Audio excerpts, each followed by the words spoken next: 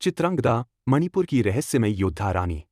मणिपुर की घनी वादियों में, जहां सूरज की रोशनी भी पेड़ों की शाखों से होकर छनकर आती थी, वहीं एक रहस्यमयी योद्धा राजकुमारी की कहानियां हवाओं में तैरती थीं। उसका नाम था चित्रांगदा। लोग कहते थे कि वो राजकुमारी नहीं, बल्कि रणभूमि की अप्सरा थी, तलवार उसकी सांस थी और घोड़े की टापें उसकी धड़कन। लेकिन उसकी कहानी सिर्फ एक योद्धा की नहीं थी, ये थी प्रेम, शर्तों और राजसी रहस्यों से भरी एक अद्भुत दास्तान। कहानी की शुरुआत तब हुई, जब अर्जुन अपने वनवास के दौरान मणिपुर पहुंचे। मणिपुर के किले के बाहर, घोड़े पर सवार एक योद्धा अर्जुन की राह रोकता है। सिर पर चमकता हुआ मुकुट, हाथों में तलवार और आंखों में रहस्य की चिंगारी। अर्जुन ने जब उस योद्धा का मुख देखा, तो उनकी सांसें थम गईं। वो कोई साधारण योद्धा नहीं, बल्कि मणिपुर की राजकुमारी चित्रांगदा थी। लेकिन ये मुलाकात आसान नहीं थी।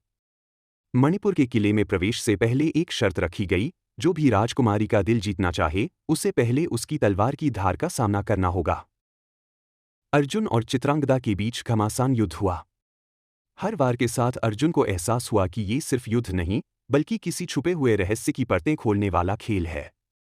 चित्रांगदा की आंखों में जो सख्ती थी, उसके पीछे कहीं छुपा हुआ दर्द और अधूरी ख्वाहिशें थीं। आखिरकार अर्जुन विजयी हुए, लेकिन चित्रांगदा ने एक और शर्त रख दी, यदि तुम मुझसे विवाह करना चाहते हो, तो तुम्हें मणिपुर का हिस्सा बनना होगा। मेरे उत्तराधिकारी को यही भूमि चाहिए, यही राज्य उसकी मातृभूमि होगी। अर्जुन ने शर्त मानी, पर उस रात चित्रांगदा ने एक और रहस्य खोला, मैं सिर्फ राजकुमारी नहीं, मैं मणिपुर की रक्षक देवी हूँ। मेरी जिंदगी सिर्फ प्रेम की नहीं, बल्कि बलिदान और कर्तव्य की है। विवाह हुआ, समय बीता और एक पुत्र जन्मा, बभ्रुवाहन। लेकिन कहानी का सस्पेंस यहीं खत्म नहीं हुआ। भविष्य में यही पुत्र अपने ही पिता अर्जुन से युद्ध करेगा, और इस युद्ध में अर्जुन की पराजय लिखी जाएगी।